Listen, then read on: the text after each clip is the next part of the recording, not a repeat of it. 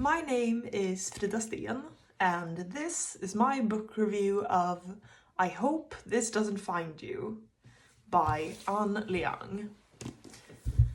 Now, something you need to know about me is that I hate and I'm bad at talking to the camera, like I am now, which is why I won't continue to do that.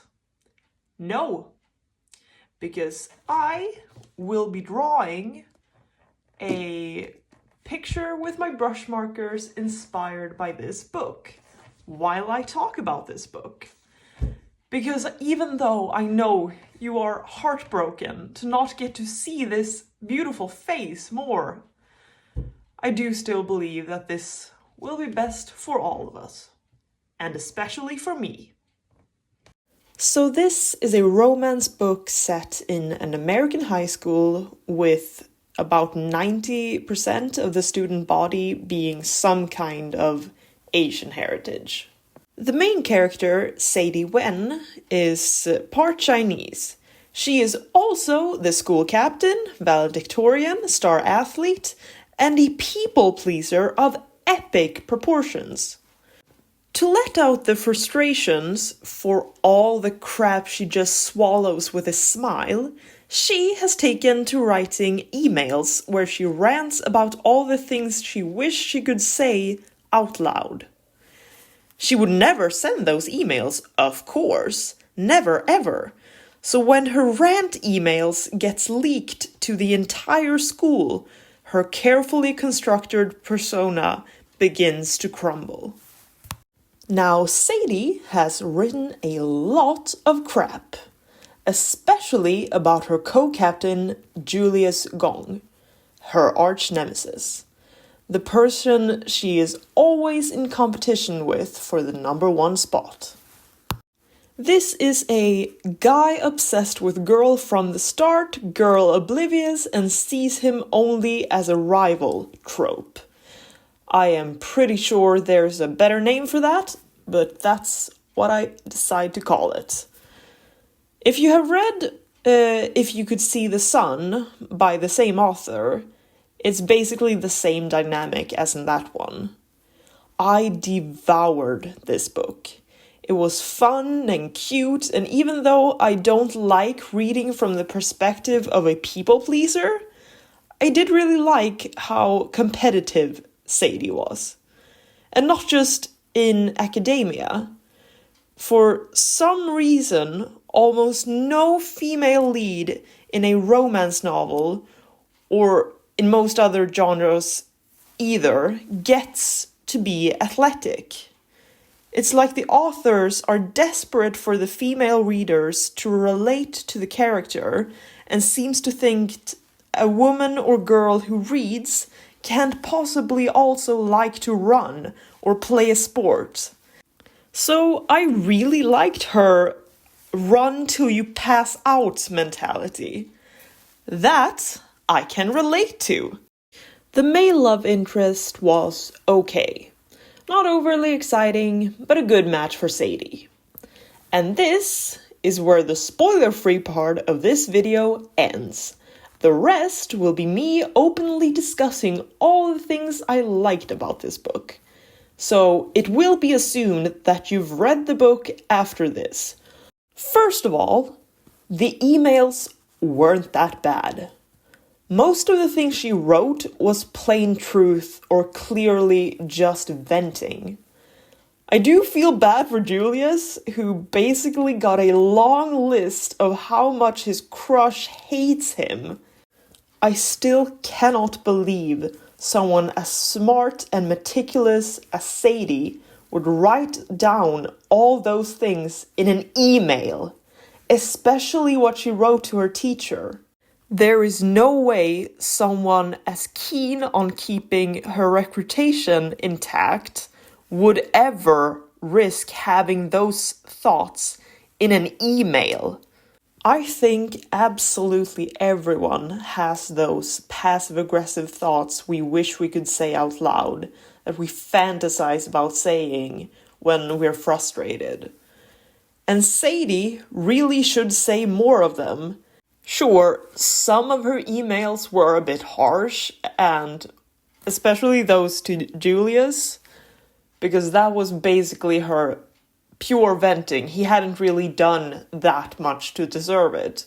But so many of the other people she wrote about, they had actually wronged her, and she had just taken that with a smile. And I'm pretty glad that the emails got leaked. I think that improved her life. I really cannot believe how Sadie's life is real. I mean, it isn't, so there's that, but Sadie is the best student in the school. She's the top athlete in several sports.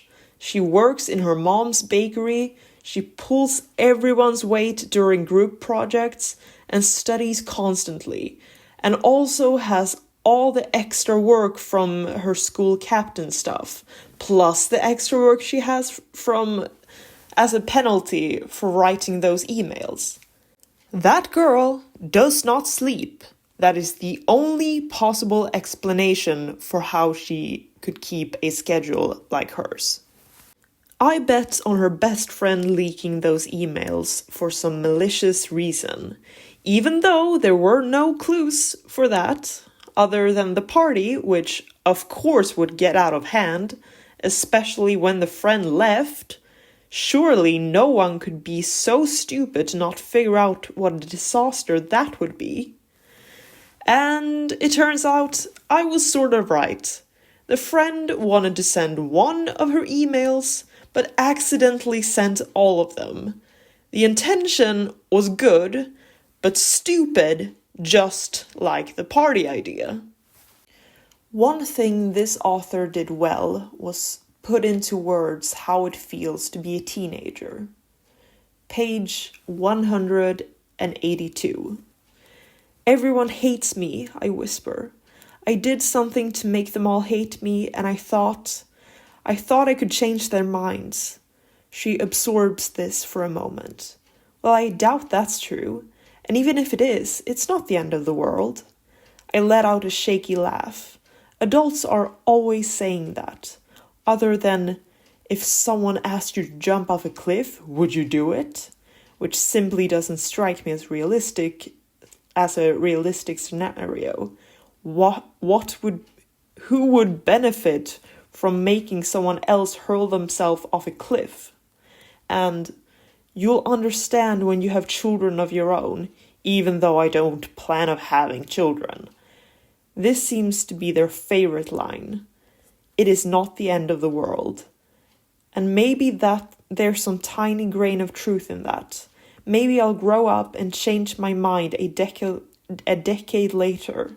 Except for now, this is my whole world.